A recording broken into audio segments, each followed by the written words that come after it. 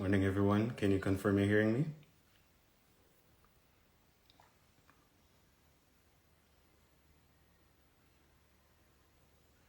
Thumbs up if you're hearing me.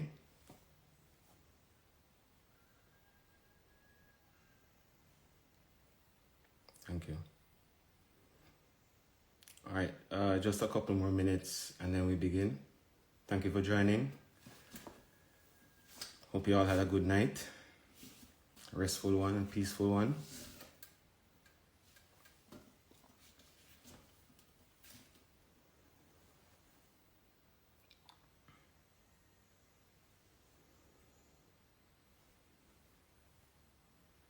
Morning again, everybody. Thank you for joining.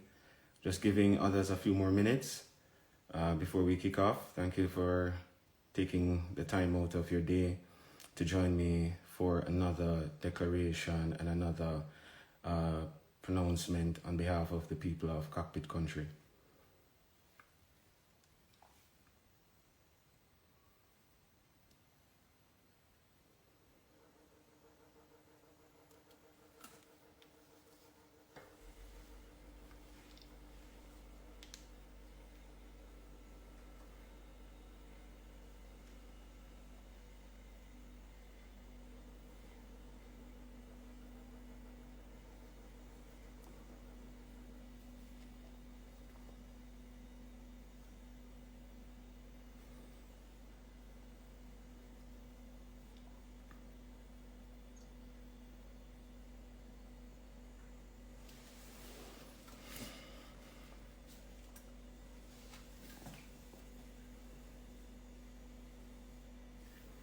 Okay, let's get started.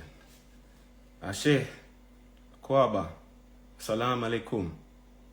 Good morning, everybody. Hailing from the hills of Cockpit Country in the Cockpit Country town of Akompong. Unity is what essentially binds a movement and creates the solidarity behind any movement of a people, be it for a just cause, defined in its purest and simplest way. I come to you this morning to essentially address a significant happening within the last week. On Sunday, the Maroon Chiefs had a meeting to discuss the current state of affairs and the relations with the government and a lot of what you've been seeing thrown around in the media. We've sat back and we've observed what has become a solid attack on our legacy, on our heritage, and it all began with Kinda, the word that means one family. It transitioned to out of many, we are one people. In that meeting as chiefs, the 4 elected Maroon colonels were on that call: Colonel Wallace Sterling, Colonel Douglas, Colonel Lloyd Latibadair, and myself, along with others of the indigenous community. Now, today,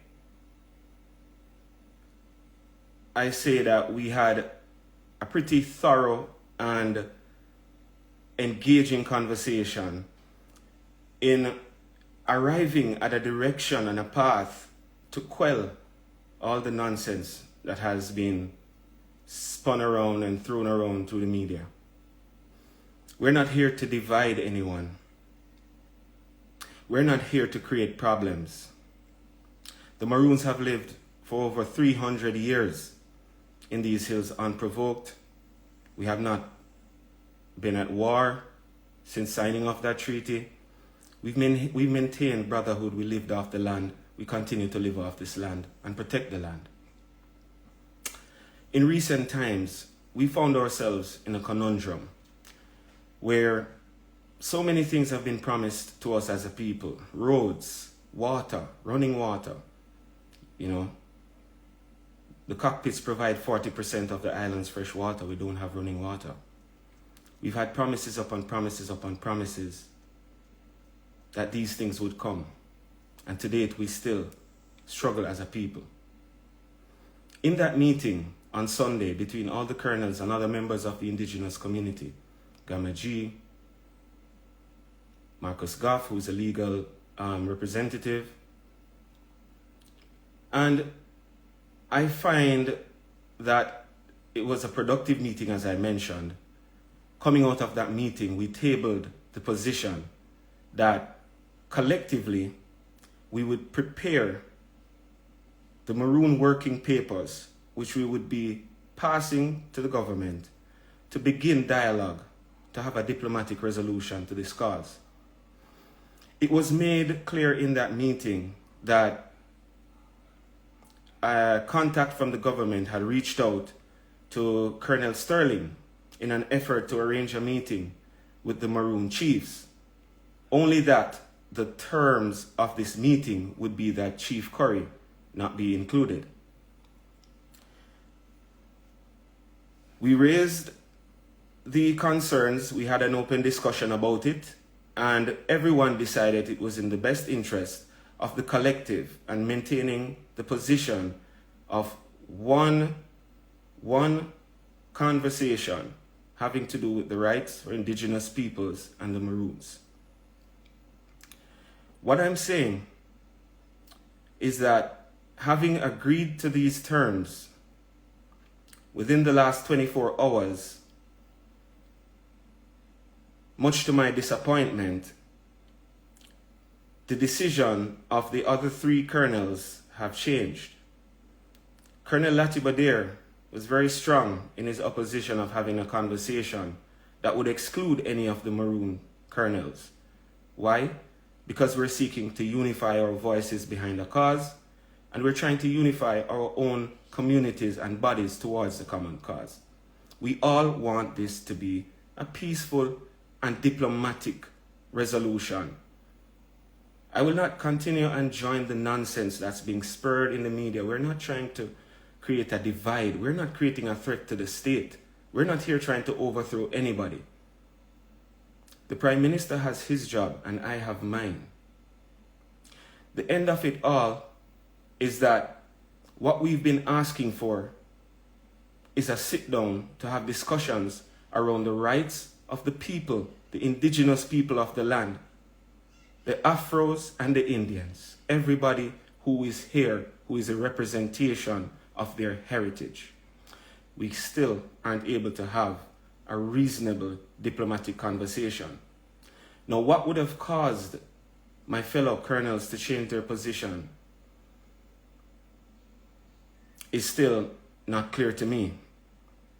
We had an emergency call last night at around 7 p.m. to discuss this matter. I again aired the position that a collective argument and a collective approach is the best approach. Because at the end of the day, we all represent the indigenous first peoples of this land. And for what has transpired in the media and between the Maroons and the government for years, there's an element of trust that needs to be babied, that needs to be preserved. So I come today to let everybody know that my position remains firm in asserting the birthrights of the cockpit country Maroons coming via our indigenous rights and our Treaty of 1738.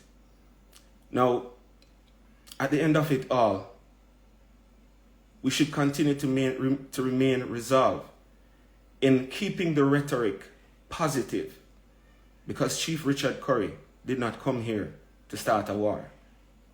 Chief Currie came here to assert birthright and to facilitate economic and social upliftment of the Maroon people.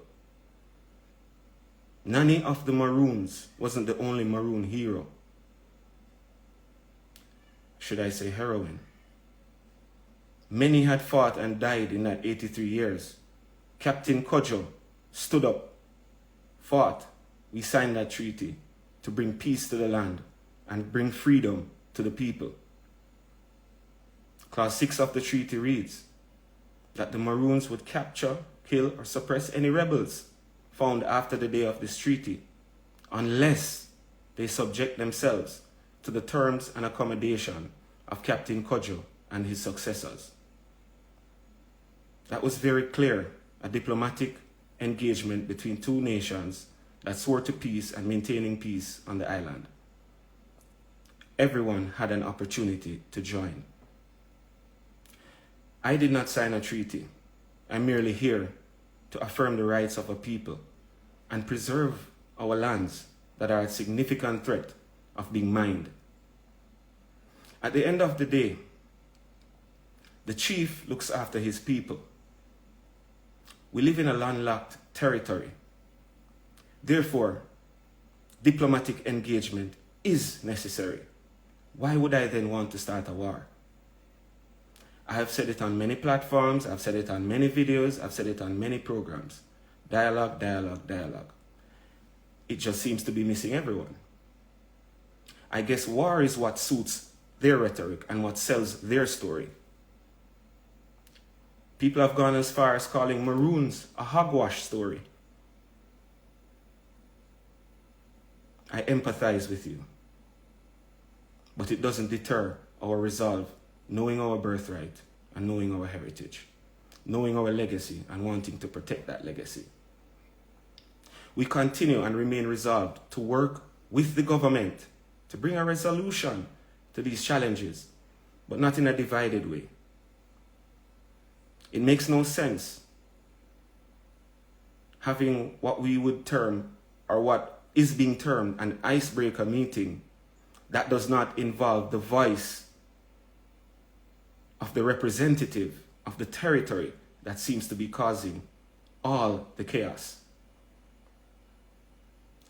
We need to now tackle the challenges head on and like big people. We need to be honorable and stand up and represent what we were elected to do. And I'm talking both Maroon leaders, the leader of the wider state, and leaders globally. We represent the voices of our people. Chief Richard Currie is not on a sole mission. Chief Currie is here to air the concerns and the plights of the cockpit country Maroons, which have been often overlooked for quite some time now. I invite everyone, please, I will make myself personally available to you. Come to my community. Come and look and see what's happening here. Take a bus, charter a bus. Come here and see what's happening. Many talk and they've never been here. They don't know what's happening. There's been so much funding that has come into this country on behalf of indigenous people, and none of it gets spent here. So again, implore the minds and hearts of those that be to let good sense prevail. Please, we're asking for proper dialogue. And I and the government of Cockpit Country, along with our legal team, will continue to prepare documents in lieu of having dialogue that is constructive to put forth our position for economic upliftment and social mobility amongst our people that can be a mutually beneficial thing to the greater nation. Out of many, one people. Kinder